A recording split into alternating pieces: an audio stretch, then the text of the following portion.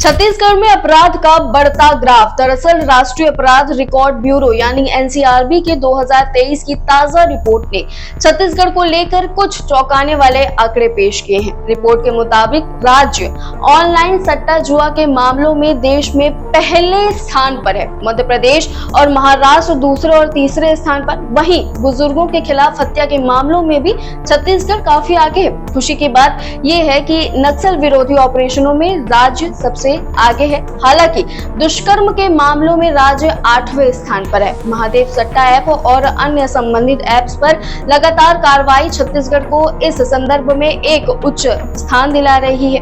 क्या ये आंकड़े राज्य की सुरक्षा व्यवस्था पर सवाल खड़े करते हैं? और इस रिपोर्ट के आधार पर ये सभी तथ्य आपको सामने प्रस्तुत किए गए हैं। इस पर आपकी क्या राय है? कमेंट सेक्शन में जरूर बताएं और अपडेट्स के लिए वयम छत्तीसगढ़ को सब्सक्राइब करना ना भूलें।